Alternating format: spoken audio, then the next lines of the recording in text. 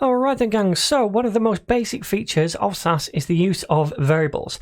These are a little bit like normal CSS variables, but the syntax is a little bit different. Variables are useful in CSS when you have some kind of values like theme colors or specific font sizes or something else that you use a lot in your website, so that instead of rewriting that value over and over and over again for different CSS selectors and rules, you can just write it once as a variable, and then whenever you use that value you can just call that variable. So that way, if the value changes, if you want to change it at any point, you just have to update the value once where it's stored in the variable, and then every select or rule that uses that variable is also going to update, so it makes maintaining your code much easier. So let's give this a whirl. So what I'm going to do is actually delete these for now, and then we're going to create a few variables first of all. Now the way we create a variable in SASS is by using a $sign first of all, then giving the variable a name.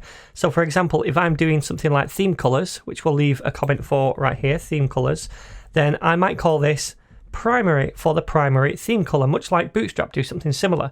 So I could give this some kind of value now, and I'm going to give this a value of #326D and then EE. Like so. And that's kind of like a blue color. Now I could do the same, but for another variable. I could say the secondary color is going to be something different, and that's going to be #1A C886, and that's kind of like a green color. I'm also going to do one for an error color, which will be kind of like a reddy color, and that is D32752. And then finally I'll do one for info, and that is going to be #F6C3 and then 1C. Alright, so we have these 4 different variables now, and they're all different colors. So where we use these colors in our different selectors, I can just reference the variable instead of hard coding the colors, and then that way, like I said, in the future, if we ever change these colors, the theme of our website, we're just changing those values once, and we're not scrolling through every selector that uses that color in the future. So let's give this a whirl. I'm going to create first of all a selector for an H1, and then this H1 is going to have a color of primary, and that's all we do, $sign and the variable name, so we just reference it like that. Alright, so I could do the same for an anchor tag. I could say A, and then we'll say the color this time is going to be secondary, and now that gets the green color. Okay, so let's do some more examples. We'll do a button. And first of all, I'm going to say the color of this is white, so not one of our variables. The border is going to be 0, and then we'll use a variable for the background, which is going to be primary again. Alright, so like I said before, if we update now the color, if we didn't use variables, we'd have to update it in 2 places, here and here, but now we just update it once using the variable. And in the future, it might be 10, 20, 30 different selectors that use that variable. Alright then, so let's do a couple more examples. I'm going to do a class selector, so error, and we're going to give this a color of error like so. And also I'm going to say border hyphen color, and that's going to be error as well. So a red color for the border and a red color for the text. And then we'll say the border hyphen style is going to be solid. Alright then. So let's do one more example. I'm going to say notification, and inside here we'll say the color is secondary, so the green color again, and then the border color is also going to be secondary, and then the border style is going to be solid. Alright, so now we have these different selectors using these different variable colors right here. Let's give this a whirl in our HTML. So I'm going to open up the index.html file, and I'll delete this H1. I'm just going to paste in a little bit of HTML, very simple. So we have an H1, an anchor tag, a P with a class of error, P with a class of notification, and a button.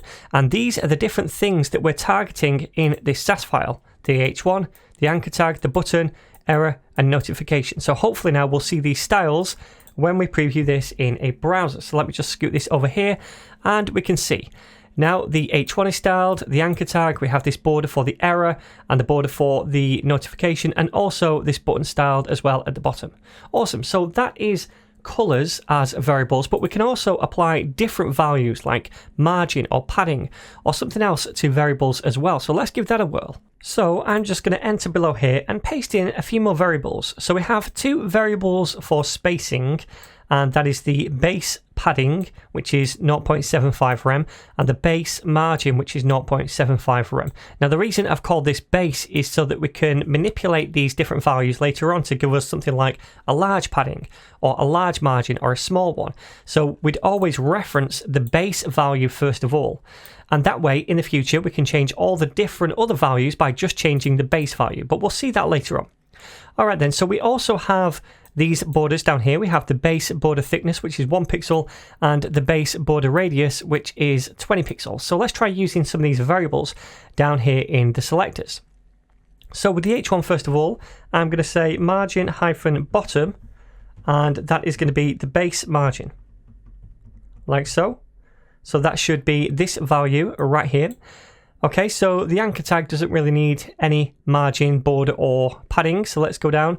The button itself down here will give a border radius. So border hyphen radius is going to be the base border radius.